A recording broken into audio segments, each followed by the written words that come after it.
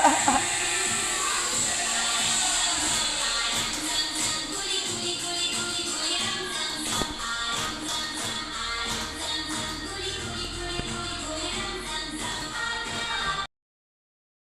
diferensiasi itu sudah harus diterapkan, dan penguatan profil Pancasila itu juga sudah harus diterapkan. Terlebih lagi kalau dia mandiri berbagi, wow luar biasa.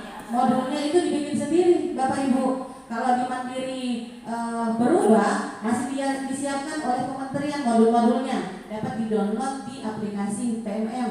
Di situ lengkap.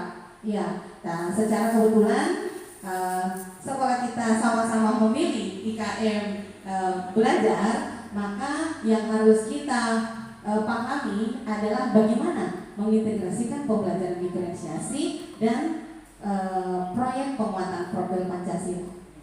Ya, untuk kesempatan ini saya diberi judul materi adalah pembelajaran berdiferensiasi. Seperti apa itu ya Bapak Ibu? Jadi di saya konsentrasi di mandiri belajar, yang menjadi ciri khasnya itu adalah kurikulumnya masih ke-13. Cuman yang berbeda adalah kita sudah mengintegrasikan pembelajaran diferensiasi dan penguatan profil pelajar Pancasila. Iya, jadi baru. Jadi untuk profil pelajar Pancasila itu kita masih belajar, tidak diharuskan. Kalau IKM berubah, berarti kurikulumnya sudah berubah, bukan. Dan ada yang suka olahraga sih. Kalau olahraga suka sekali hadir, tapi kalau tidak olahraga bolos. Itulah kondisi karakter peserta didik kita. Jadi berbagai bakat dan minat yang dimiliki, kemudian berbagai karakter, sehingga gurunya ini harus siap menghadapi berbagai macam kebutuhan dari peserta didik. Nah, Bapak Ibu, bagaimana merespon? Ada yang suka marah, ada yang suka sekali santun sekali dengan kita, ada yang suka pede sekali berbicara, ada yang pendiam. Bagaimana meresponnya? Bagaimana merespon kebutuhan dari murid-murid ini? Nah, ada satu Ibu, ada satu yang harus kita lakukan, yang bisa kita lakukan adalah membuat keputusan yang masuk akal. Yang mana itu keputusan masuk akal? Yang pertama, menciptakan lingkungan belajar. Maka capaian yang harus kita belajarkan ke anak-anak hanya sampai ke batas menjelaskan saja. Jangan kita menghitung. Kenapa? Terkadang setelah kita memeriksa hasil pekerjaannya anak-anak, banyak sekali yang tidak tuntas. Kenapa? Karena capaian kompetensi yang kita berikan itu di atas yang diinginkan dari KD itu. Misalnya di KD adalah hanya menjelaskan, berarti nanti itu soal Ibu masih sekitar menjelaskan saja. Tidak ada dia menganalisis, tidak ada dia menghubungkan atau membandingkan, tidak ada. Nah, ini yang ya. Jadi untuk pemenuhan belajar murid ini kita butuhkan sebuah asesmen untuk mengetahui, karena kebutuhan belajar murid itu ada 3 kategori. Yang pertama, kesiapan belajar, yang kedua minat, yang ketiga gaya belajarnya atau sering disebut dengan profil pelajar. Nah, gaya belajar sendiri ini ada 3 jenis Ibu. Ada auditory, ada visual, dan ada kinestetik. Ya, kita lihat satu-satu. Gaya belajar auditory seperti apa? Auditory berarti dia kekuatannya adalah telinga. Sehingga kalau gurunya memberikan ceramah, memberikan penjelasan, anak itu akan sangat-sangat menikmatinya dia sampai berapa jam. Tetapi anak visual pasti tidur. Itu kejadiannya. Pasti ada kita dapat betul, ada anak yang tidur. Kenapa? Karena dia tidak menikmati sajian kita. Kenapa dia tidak nikmati? Karena memang gaya belajarnya dia adalah melihat mata. Dia suka melihat tulisan, dia suka melihat warna, dia suka melihat gambar, dia tidak suka mendengar. Itu yang visual. Ya. Jadi auditory kekuatannya adalah telinga, kemudian visual adalah kekuatannya mata, di mana dia suka melihat gambar dan tulisan. Lalu kinestetik, inilah kinestetik yang tidak mau diam di tempatnya. Iya, selalu mau bergerak. Kenapa? Gaya belajarnya seperti itu Ibu. Jadi tidak ada peserta didik kita sebenarnya yang nakal. Yang ada, mereka memiliki karakteristik gaya belajar masing-masing. Nah, kenapa anakku ini pakai begini?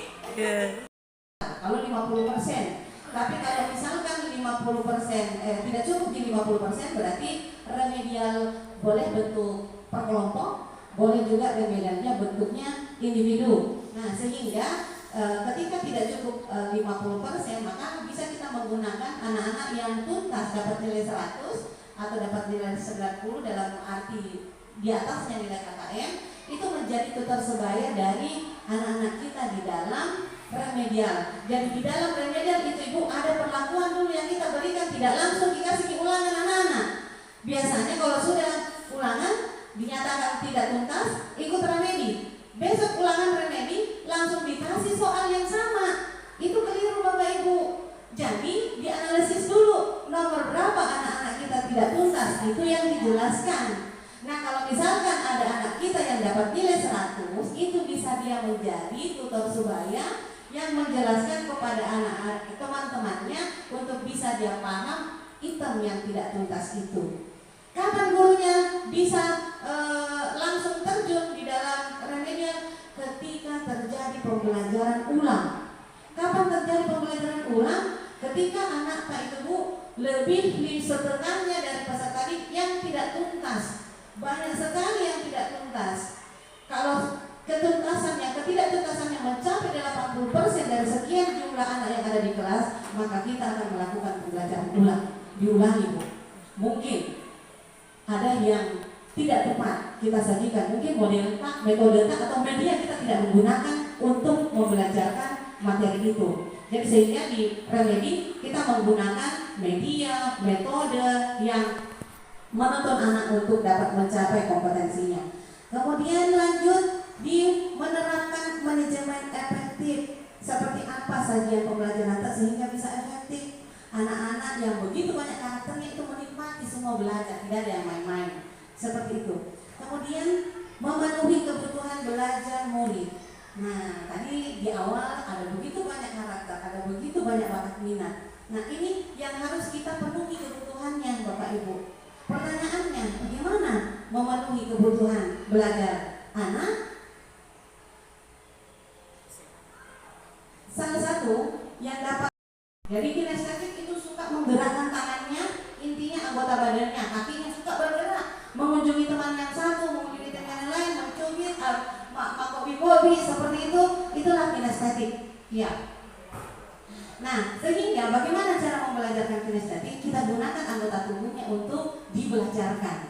Dia tidak apa-apa, dia bermain misalnya, dia bergerak dalam konten belajar. Jadi perlu kita ubah mindset bahwasanya pertama, tidak ada anak yang nakal.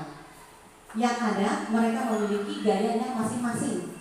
Ada kekuatan di telinga, ada kekuatan di mata, dan ada kekuatan di anggota tubuhnya. Ya, itu yang perlu kita pahami dulu. Kemudian, dan kita mulai sekarang harus tahu bahwasanya seperti itu memang dia karakternya. Kalau dia bergerak, biarkan Tommy bergerak. Kalau dia berjalan, biarkan Tommy. Tetapi tetap kita kontrol supaya tidak melebar keluar dari pembelajaran kita. Ya, bagaimana caranya? Mengetahui anak saya ini ada di kinestetik, anak ini ada di audio, ada di visual. Kita melakukan pemetaan kebutuhan. Pertama kita lakukan pertama kali kalau sudah libur panjang, libur semester, masuki di hari pertama, misalnya tanggal 11 Juli, maka yang pertama kita lakukan adalah melakukan asesmen diagnostik. Ada dua jenis asesmen diagnostik. Yang pertama, asesmen diagnostik kognitif tentang konten-konten materinya. Kalau kognitif yang pernah kita ajarkan Bu, materi-materi yang pernah kita ajarkan. Nah, kenapa perlu asesmen kognitif? Karena dikhawatirkan pada 2 tahun yang lalu ketika terjadi COVID, ini terjadi pembelajaran lost learning. Banyak terlalu jauh dia tidak memahami materi itu karena tidak ada gurunya kasihan. Dia belajar di rumah. Bagus kalau orang tuanya paham. Kalau tidak, ya kerja saja yang jelas masuk itu tugas foto di situ. Ya, inilah manfaatnya dilakukan asesmen diagnostik kognitif supaya kita tahu, anak tak karena misalkan anggaplah dia sudah ada di kelas atas, kemudian dikasih ternyata Sudah kelas atas, dia belum bisa menghafal kali-kali, belum bisa melakukan proses perkalian. Nah, sehingga dengan adanya asesmen itu kembali kita membelajarkan anak-anak kita. Jadi tidak lanjut ibu, dibelajarkan ini dulu kembali. Kalau memang terjadi loss learning yang begitu jauh jaraknya. Nah, kemudian asesmen yang kedua adalah diagnostik non kognitif. Non kognitif ini di luar dari materi. Ya, jadi dia di luar materi. Kognitifnya berdasarkan kesiapan belajarnya, berdasarkan minatnya, dan berdasarkan gaya belajarnya. Ya, untuk pembelajaran, kemudian ada asesmen formatifnya di pertengahan. Dan di pertengahan itu ibu, misalkan kita mau membelajarkan menghitung volume benda misalnya. Ternyata setelah kita kasih LKS, masih ada anak yang kesulitan menghubungkan antara besaran panjang dengan besaran lebar untuk mencari besaran volume, kan panjang kali lebar itu. Nah, pada saat diformatif, pada saat kegiatan proses ini kita melakukan asesmen formatif. Bagaimana caranya penulisan? Kita tanya kepada anak-anak siapa yang belum paham, siapa yang sudah paham. Yang paham silakan ambil, misalnya kita siapkan bendera merah, warna merah misalnya. Kemudian kalau sudah paham, bendera warna biru. Nah, jadi anak-anak bisa memilih warna merah, berarti kita sudah teridentifikasi bahwa ini belum paham, ini sudah paham. Nanti yang belum paham ini kita diferensiasikan, namanya diferensiasi konten. Kita dekati dia, kita ajar secara Bu? Hati, dari hati ke hati. Iya, langsung terjun ke dia. Kalau yang sudah paham, dia lanjut saja mengikuti capaian apalagi yang mau dicapai. Tapi yang tidak, berarti kita mendampingi dia, dibelajarkan. Nah, itu mencari luas adalah panjang dikali lebar. Cari di situ soal ada panjangnya, ada lebarnya, seperti itu ibu. Diferensiasi kita di dalam konten, karena terjadi perbedaan, ada yang paham, ada yang tidak. Kapan diferensiasi konten tidak dilakukan? Kalau semuanya paham semua ya. Semuanya paham semua, semuanya dapat biru semua, berarti kita tidak melakukan pembelajaran diferensiasi konten. Lanjut saja. Ya. Kemudian di sumatif, kalau sumatif berarti ulangan harian setiap satu kompeten itu diujiankan. Tadi ditampilkan juga PTS di sumatif dan di penilaian hakim pengantar. Nah, itu kalau di kognitif. Nah, tadi di non kognitifnya adalah untuk memetakan. Kalau tadi memetakan anak-anak yang paham kontennya, apakah dia masih tahap dasar, apakah dia sudah bisa di abstrak, atau dia sudah di tahap konkret, itu kalau kognitif. Kalau di kognitifnya ada 3 pemetaan yang harus kita pahami. Apakah dia masuk kategori visual, audio, ataukah kinestetik.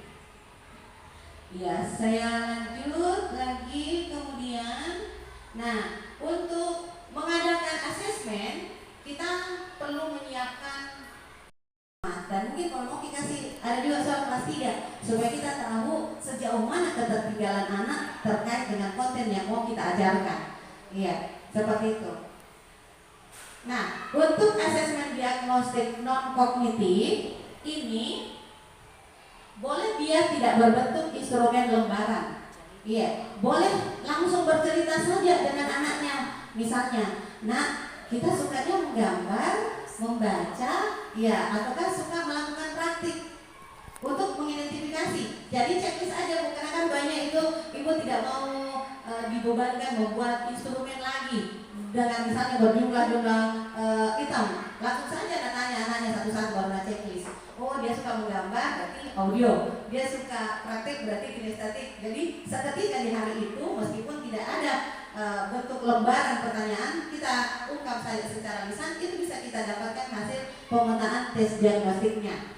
Ya, boleh melalui cerita, bisa juga dia menulis, berarti biasa kita gunakan angket atau apakah instrumen, ataukah dalam bentuk menggambar. Misalnya, bagaimana kesiapan belajarmu di rumah, bagaimana perasaan hatinya. Gambar anak pakai emoticon, ada yang kayak menangis, ada yang kayak senang. Kalau senang berarti mantap, anak-anaknya enak sekali dia diajar belajar. Tetapi kalau ada misalnya gambar emoticon sedih, berarti ini ada sesuatu dan ini harus kita masuki ibu. kamu bersedih karena apa nak? Karena kenapa? Bisa ibu tahu? Bisa ya. Jadi nanti memang pendekatan ke anak itu nanti di kurikulum merdeka itu sama layaknya pendekatan ibu dan anak kandung. Seperti itu. Iya. Nah, kalau misalkan bapak ibunya paham membuat instrumen di Google Form yang pakai langsung diklik-klik saja menggunakan HP, ini juga bisa ibu digunakan melalui aplikasi Google Form. Ya, jadi ada banyak teknik yang bisa kita gunakan, boleh bercerita, boleh menulis, boleh menggambar maupun menggunakan IT. Ya, di asesmen diagnosis kognitif ini yang perlu kita perhatikan adalah pertanyaan itu harus jelas dan paham. Ya, kemudian kita bisa memberikan waktu berpikir kepada anak supaya mereka betul-betul dapat mengenali karakteristik yang dimiliki oleh dirinya sendiri. Selanjutnya, ini kalau diarahkan bentuk form, Google Form, assessment diagnosisnya itu dia berbentuk Google Form. Jadi caranya kita menggunakan teknik cluster pilihan jawaban. Apa maksudnya teknik cluster pilihan jawaban? Maksudnya jawaban A itu menggambarkan bahwasanya dia anak visual.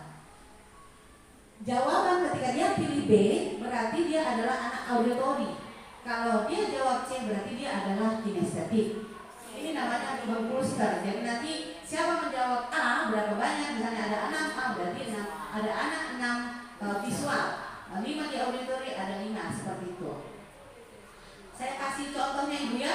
Jadi instrumen assessment diagnosis itu sudah banyak kok di internet. Ini saya kasih saja satu contoh. Misalkan pertanyaannya seperti ini bu, untuk mentes diagnostik apakah dia gayanya visual, audio atau kinestetik. Misalnya yang pertama, membaca petunjuknya terlebih dahulu. Membaca berarti kekuatannya adalah mata, berarti anaknya visual. Bagian B, mendengarkan penjelasan dari seorang, berarti dia audio. Kemudian menggunakan langsung, saya bisa belajar ketika menggunakannya.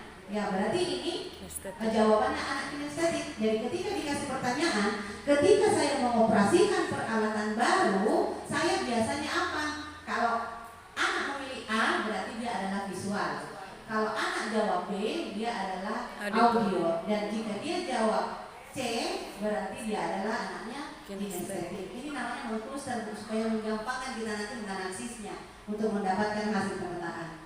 Ya sama juga ini. Ketika saya berpetunjuk, melihat map berarti visual, bertanya atau arah ke orang menggunakan kompas. Jadi intinya A itu adalah menandakan pilihan anak visual, B audio, dan C kinestetik. Demikian seterusnya. Ketika saya baru visual, dikasih bahan bacaan atau buku LKS itu bisa kalau visual. Nah kalau dari